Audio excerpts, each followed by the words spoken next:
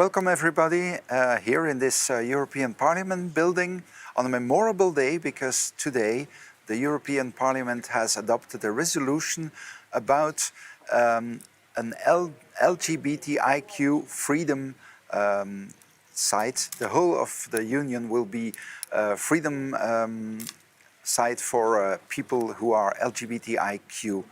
And it's more memorable because last week on Friday night in Belgium, the country where this building is, a man has been killed, has been stabbed to death by some teenagers just because he had dated with a gay man. He was lured into a park, and that's a very tragic day for the country. And I think this resolution cannot come at a better moment. And so I'm here with some people who are experienced with the matter, and I'll start on my left hand with a member of the European Parliament, Cyrus Engerer, who is also a specialist in LGBTIQ matters, and who will talk more about that later. On the other side, Rémi Bonny, who is also a collaborator here at the European Parliament, who is an LGBTIQ activist, I think scientist also.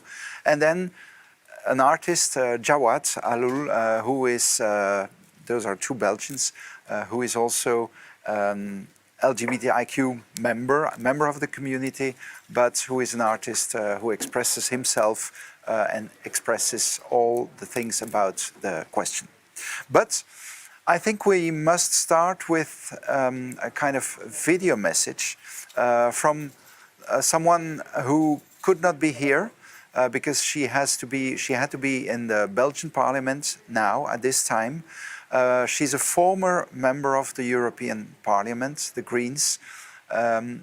She is Petra de Sutter, a person who I'm very thankful to because she meant a lot for me in my own transition. And she herself is now a Vice Prime Minister in Belgium and the first trans woman to be a minister in the European Union. So she could not be here, but she has a message. Dear friends, although there has been much progress already, in recent years we are seeing disturbing developments in Europe. There is a growing movement that seeks to overthrow basic human rights related to gender, sexuality and reproduction, including access to safe and legal abortion and equality for LGBTIQ people.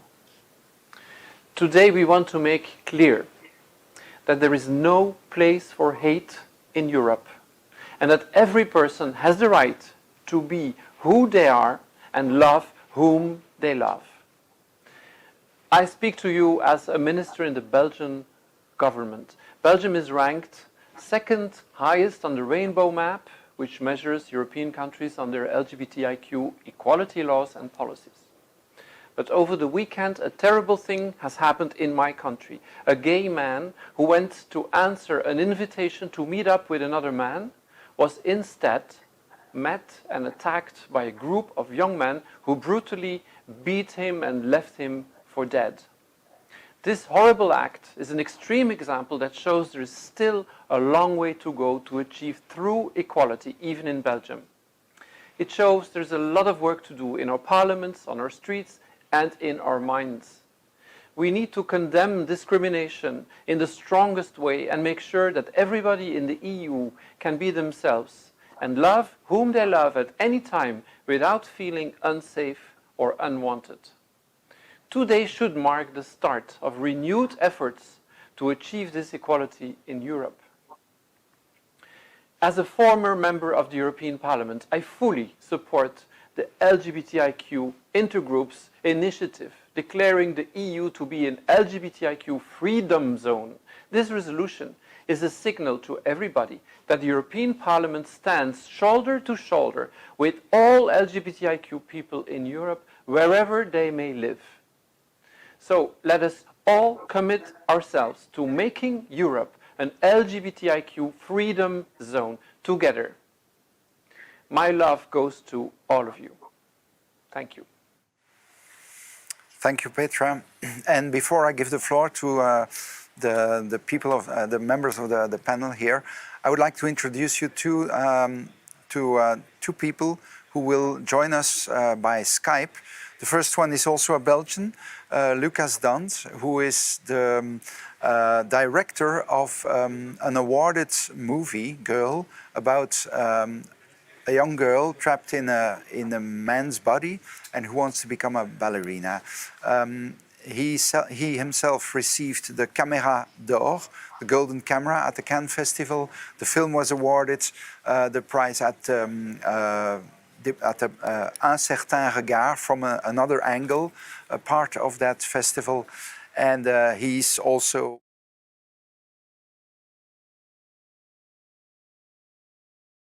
the resolution and what happened in Belgium. And then I'm very thankful to Bart Staszewski, I hope I pronounce it the right way, who is a Polish director. And you know, Poland is the country why this resolution has been adopted now, because a lot of counties in Poland have declared themselves LGBTIQ-free zones, so where LGBTIQ people are not welcome. And he has also made a movie about that and will talk about his experience in his country, but also for the rest of Europe.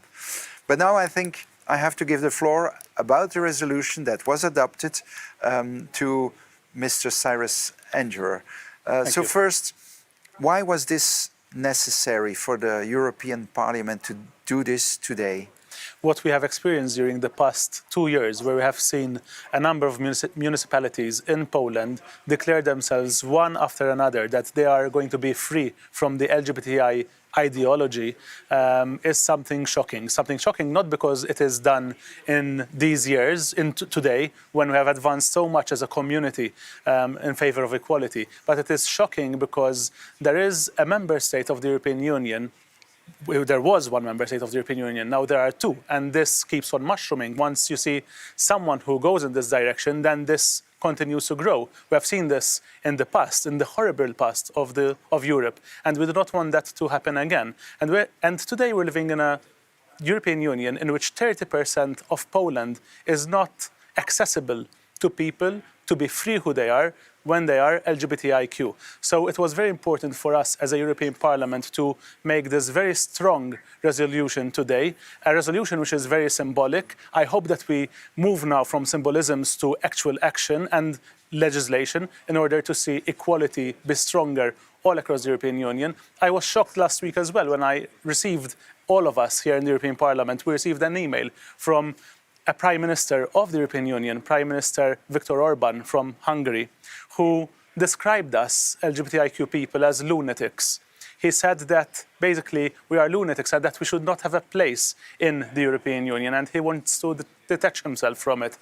I could not believe that today leaders in the European Union are describing us as lunatics, as an ideology. We are human beings, and because we are human beings, we deserve to be equal as all other human beings and have our fundamental rights protected. So that is what we have done here in the European Parliament. And now it is time for the Commission to take action. We have spoken very strongly here in Parliament, and now it is time for the Commission to come up with proposals in order to see that we have legislation that assures equality for everyone. And if there are any countries that fail to protect their citizens from discrimination, then those countries should have infringements started against them immediately. Okay. Rémi Bonny, you are both an activist, LGBTIQ activist and scientist, specialized in, Central and Eastern Europe. What is your feeling today? Yeah, well, I'm very relieved. I'm very happy, and also want to congratulate the European Parliament for standing up for LGBTIQ rights over and over again. The European Parliament has spoken out several times in support of the LGBTIQ community in Poland and Hungary. But the very fact that we have to approve this resolution today is also a very sad sign, of course, because Europe anno 2020 has indeed LGBT-free zones. We had a murder in Belgium. We have the Hungarian parliament banning adoption for same gender couples. So yeah, anno 2021 we have a European Union where LGBTIQ people in practice are second-class citizens. And as Cyrus was also saying, we need to move beyond this symbolism. We need to go to action. And I'm really urging again the Commission to start an infringement procedure against Poland and against Hungary. There is a huge list of legal arguments to do so. And it's up to the Commission to be the guardian of the treaties of the European Union. This is against several articles of the Treaty of the European Union. And if the European Commission is not doing their job, well, we have a term for that in law, and that's called dereliction of duty. And that's why I also say to the European Parliament, we need to be thinking beyond this symbolism. We need to be thinking about actions. And if the European Commission doesn't want to take actions, we need to think about a case at the Court of Justice. Okay. I'll give the floor to you, and then after that I have already a first question. But Jawad, you as an artist, are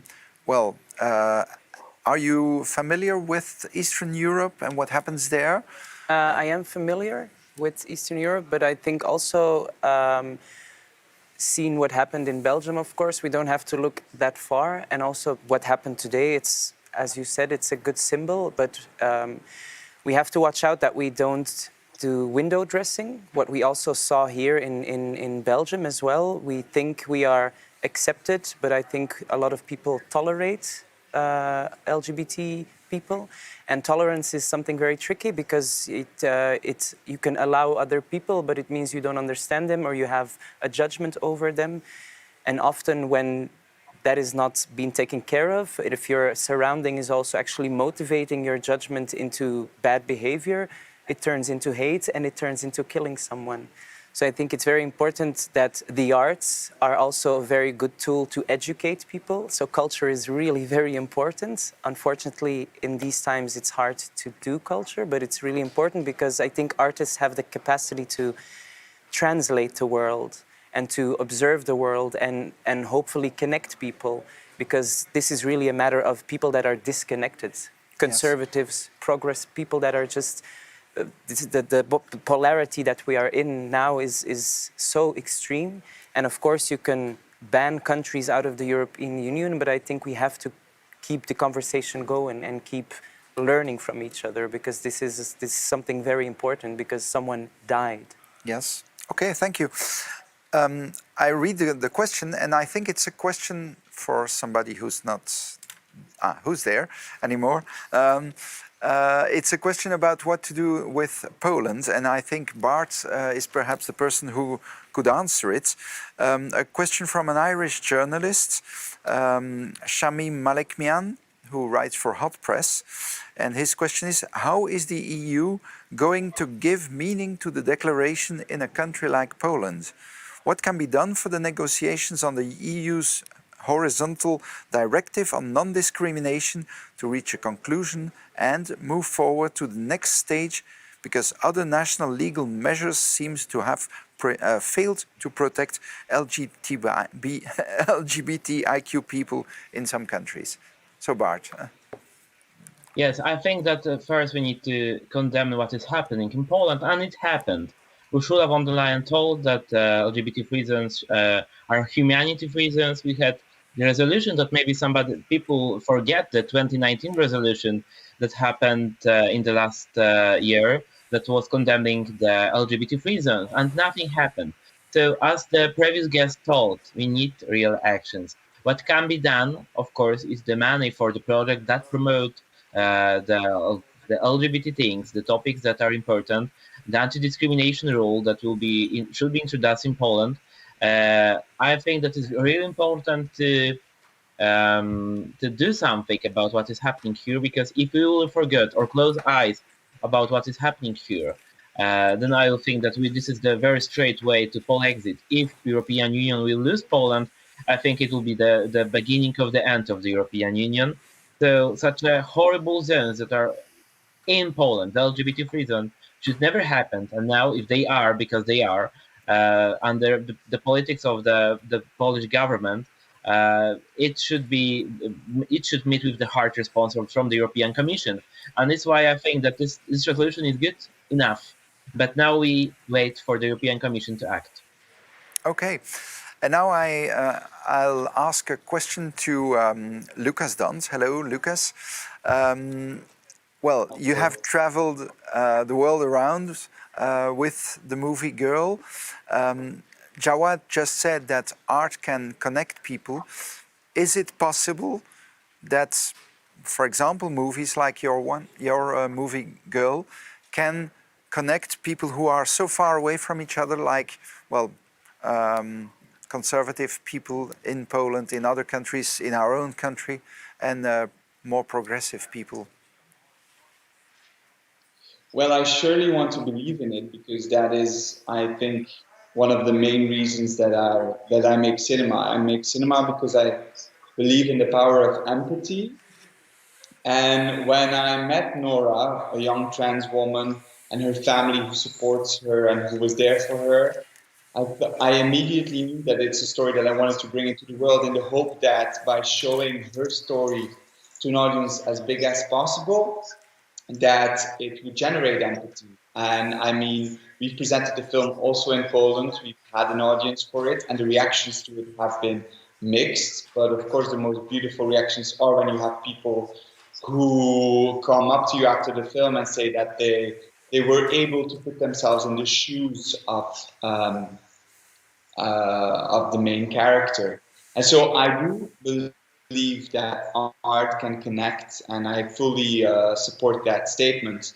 But it's true that with recent events in Belgium, when I found out about this murder, it's true that I was completely paralyzed, and that I asked myself, is that enough? Is it enough to make films and hope that it will generate empathy? And I think it's a goal, but recently, with what recently has happened in Belgium, I've asked myself, what do we have to do more, and what can we do? And I think that we're confronted with the fact that a lot of people don't believe in the power of empathy, people that have power.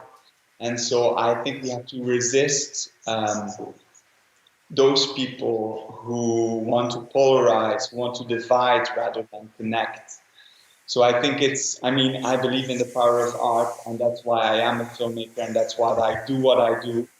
But with what recently has happened in our own country, and its history repeating itself, I would say, the question rises of what do we need to do more? And I think it's time, as all of you said around the table. I think this initiative is beautiful, but it's really time for action.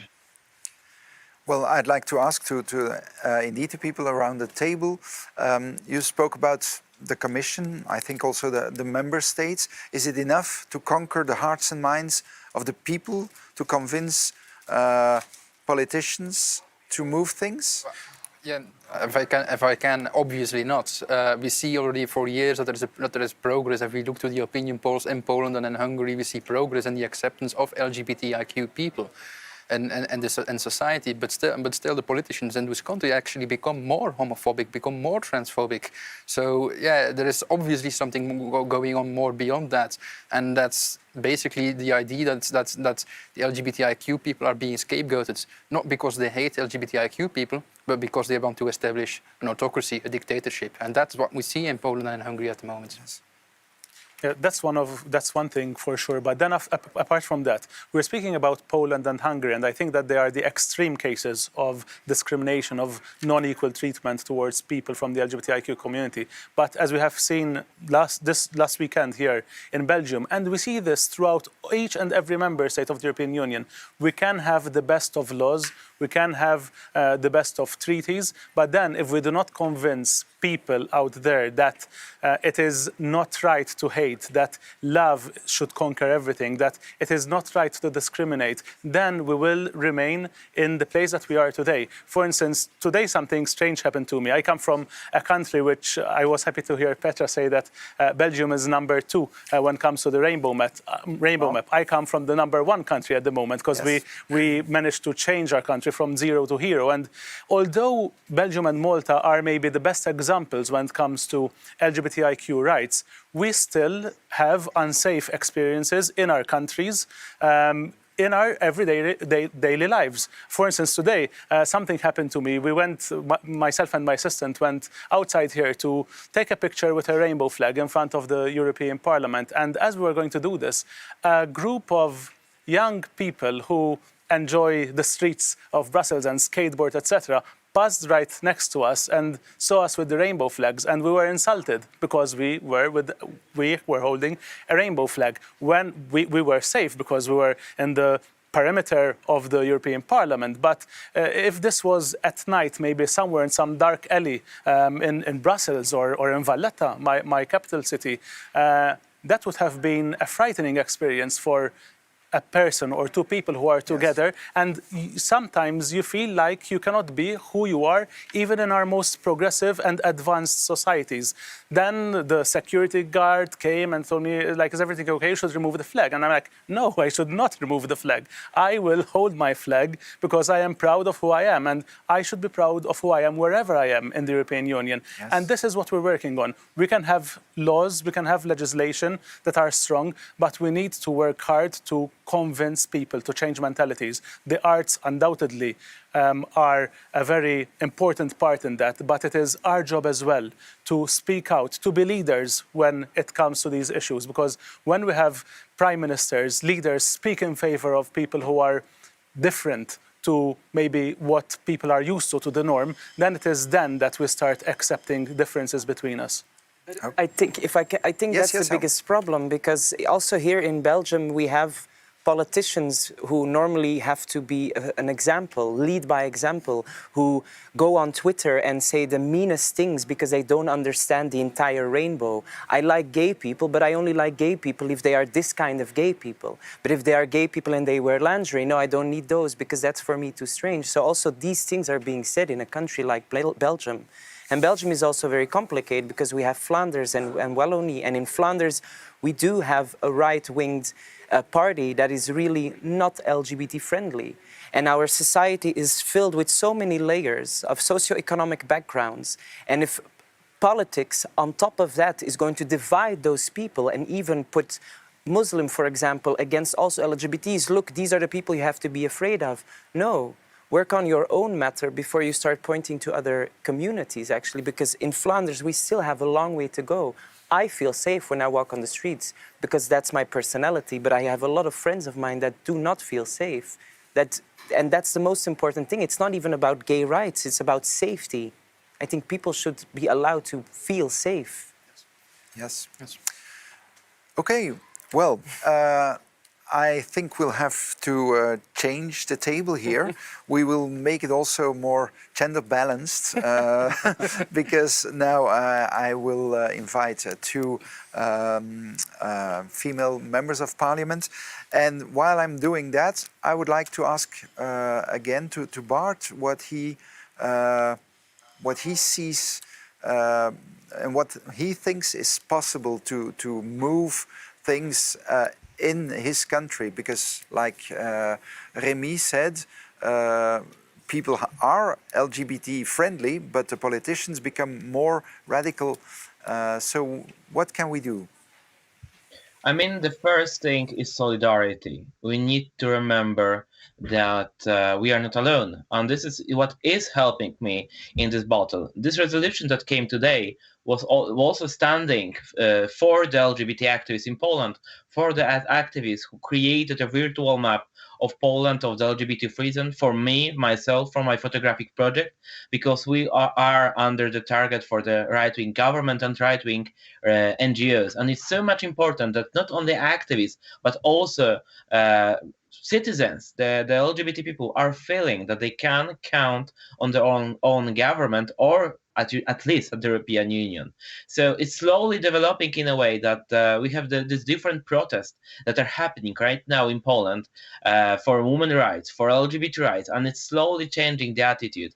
I believe that this homophobic minority which is in the power in the government will not win, because we see on the street that those young people, these young adults who has the power to vote, has the power to change the government, is taking the power to change the reality. So the solidarity, showing support, this resolution is showing the support to community. This is showing the support to Polish community and Hungarian one. I think that we need to remember that this is the core value of the European Union: the solidarity, the human dignity. The differences between us are also making us similar together. Well,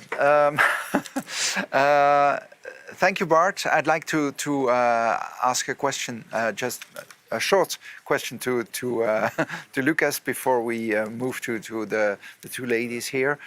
Welcome, Sarah Mathieu from the Greens.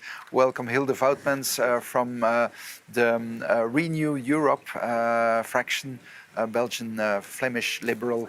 I just wanted. You're a Belgian too, Lucas. What you heard Cyrus saying about young people, insulting him when he was holding the rainbow flag, is that something you have experienced also? Unfortunately, yes. Unfortunately, I have experienced violence concerning or around my sexual identity, as I think many, and lately now with the murder that happened and talking to many other LGBTIQ people, I found out that we are many experiencing violence, everyone in different degrees, of course, but the fact that it is occurring in a country as Belgium, which is second on the rainbow list, is troubling. And I think it is, as we said around the table, because people everywhere in every country who are in power decide to polarize and decide to spread hate. And so I think that all of us need to ask ourselves, what can we do better? Whether we're a teacher, whether we're a parent, whether we're the organizer of a festival, what can we do to stop this spreading of hate and spreading of polarization and spreading of division? It's my biggest wish that we arrive in a space where everyone, in a country, in a world where everyone can be themselves. Okay, thank you, Lucas. Well, now it's time to give the floor to the two ladies here. Welcome again, Mrs. Mathieu, Mrs. Fautmans. First, a reaction about what happened here in the European Parliament. How happy are you? Well, I'm extremely happy. I think it's really a really strong signal that we're giving here. You know, especially after what happened last weekend with the brutal murder, this homophobic act of crime. I think it's really important that we, as European parliaments, are really setting the line. You know, Europe should be a safe zone for people, no matter who you love, no matter who you want to have a family with, maybe. And I think it's also really clear that this sends a message to the Orbáns of this world, because there's a backlash going on against gay rights, against feminism. And, you know, people like Orbán are treating this like an ideology, like it's a lifestyle choice, like you could choose who you fall in love with. And I think it's really important that we now as European Parliament say no. Yes, Ms. Fautmans?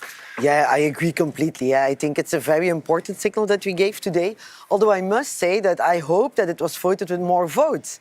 We still see that a lot of people in this parliament are not convinced of that.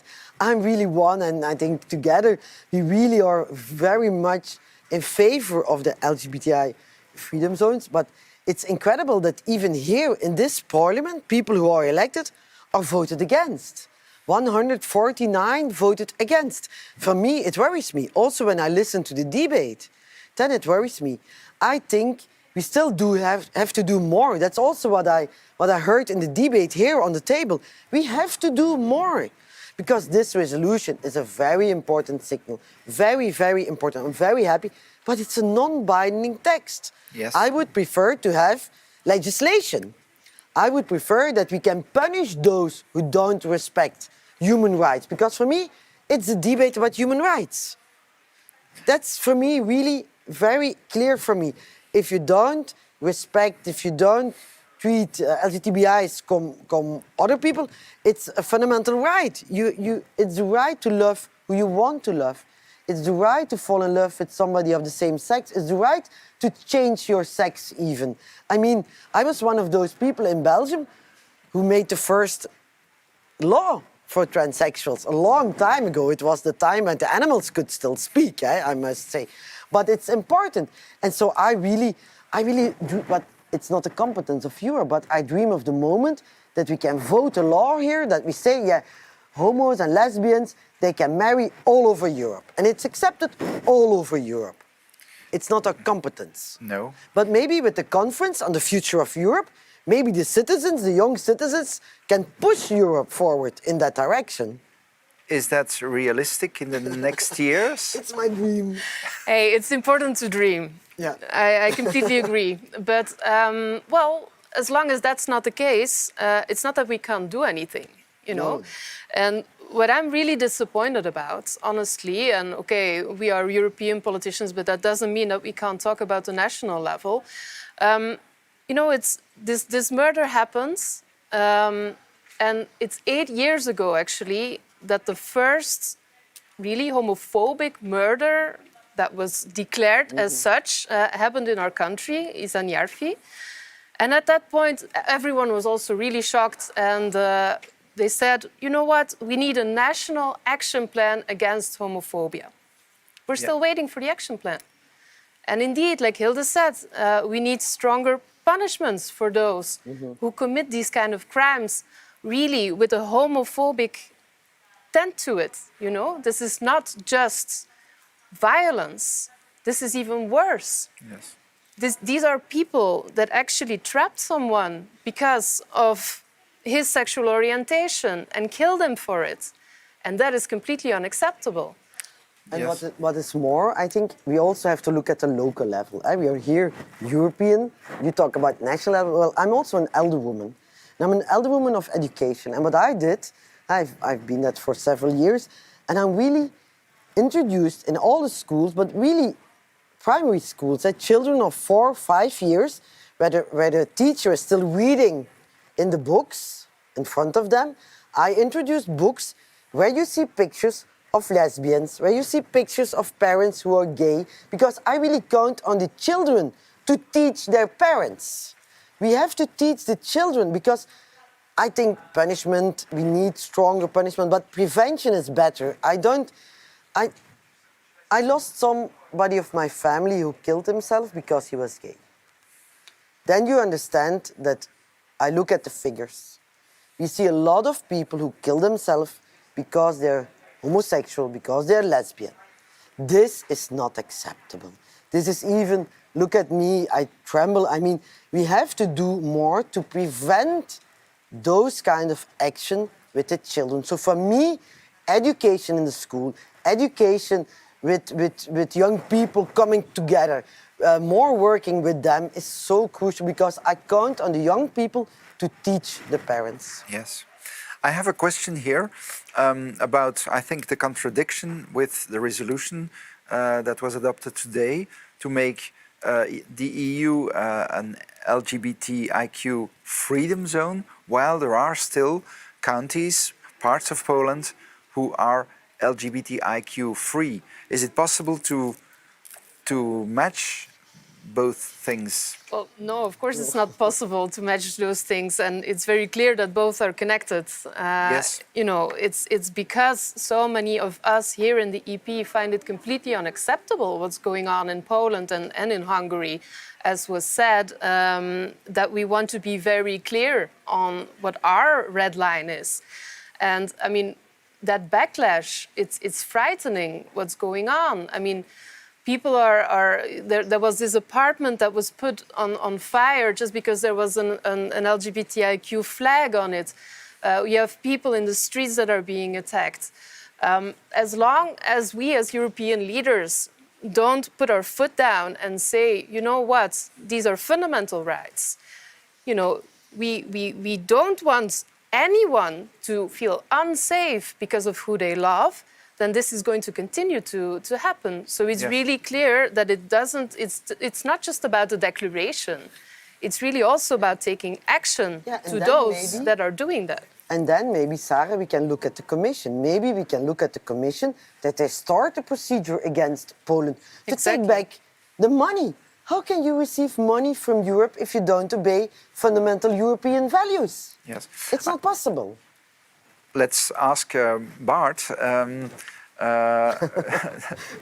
How do they see that in Poland? Because I think in the Polish society you have really two camps, people who are LGBTIQ friendly and in favor of the same rights, and also very conservative forces who are completely against. How do they see Brussels, and how do they see the evolution? I think that, yes, there are two camps, actually. Those who are like somehow observing what is happening, those who are opposing what is happening, and also those who are in favors for those resolutions. So I think that the allies need to show support for the rights of the LGBT people in Poland, and it's very important, especially here.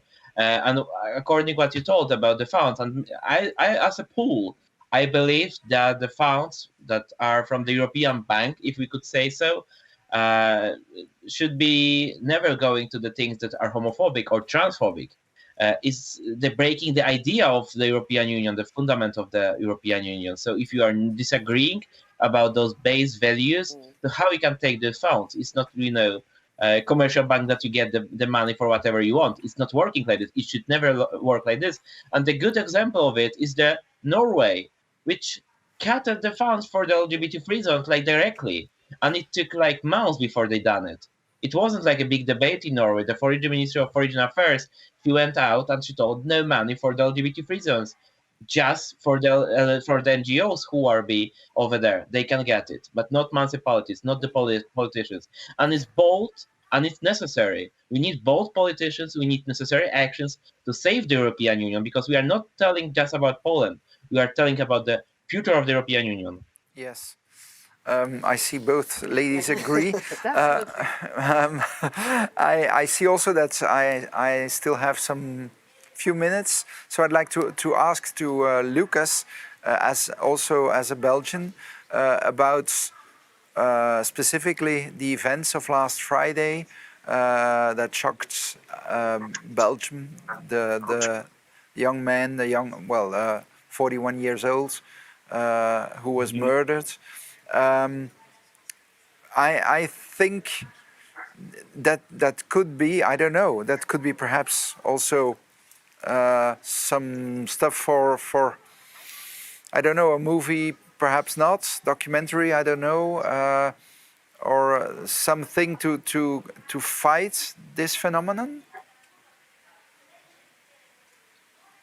Well, the thing that saddens me, maybe, is that as we speak, there's a film being made about the murder in Belgium that happened so many years ago in Liège. So, I mean, it's heartbreaking to see that we're that many years later and that the same type of event happens in this country. So I think that, I mean, we're past, I told you earlier in this talk, I feel we're past making movies about it. I feel like everyone needs to take responsibility and try to find a way to to make a change. We need to tell our children, we need to tell, teachers need to tell children, parents, everyone as much as we can. We need to change this hate speech and this division that is created around sexual identity or around gender. I was talking to a mother of a 9-year-old who's telling me that in the class of her child, boys and girls were still divided in different groups, for example, which, I mean, I think this for 2021, I think we need to start looking at sexuality, talking about sexuality, and looking at gender and how we divide people into categories in a different type of way, so that we prohibit events like those of this weekend from happening. And it saddens me that there is a film that, like I said, that there is a film being made about something similar that already happened in our country. Yes. Okay, thank you. I have still a few minutes. Just before we close, I would like to ask you about what you thought or what you think about the warm reactions, let's say, in Belgium after this crime. Even a rainbow flag on the office of the Prime Minister. That's hopeful. Is that something that you could imagine in other countries? Yeah. Yeah, again, I mean, of course, like was said before, we are scoring quite good in Belgium when it comes to these sorts of things. We've had a gay prime minister. We have Petra now, the first vice minister that is a trans woman. But it's not enough to just show flags and, you know, show support, even though it's really important. And I mean, also linking to what Lucas just said, I think it's very important that we all know that we are not born with hatred. It's something that you're taught. Mm-hmm. But you can also teach tolerance. And that's really what we need to do in our educational system, but also as politicians. That's really a clear message, I think. Okay. It's also, I think, important that it's not only tolerate, but it's acceptance. Because I still feel that people, when they see their children growing up, they say, oh, I hope he will be normal. And then I always say, what is that normal? I mean, for me, normal is just being not a criminal. Then you're normal. I mean, yes. But it's not about loving somebody of the same sex. And so for me, I really hope that the killing of David is not for nothing, that this is an eye-opener, that this still exists in Belgium and that we have to fight harder all together. Yes, okay. Well, it's time to thank you, both of you, for being here. All the other people, Lucas, Bart, Jalal, Cyrus, and Remy. And to finish, I think we could replay the beautiful message by our Vice Prime Minister, Petra de Sutter. Thank you very much. Dear friends, although there has been much progress already, in recent years, we are seeing disturbing developments in Europe.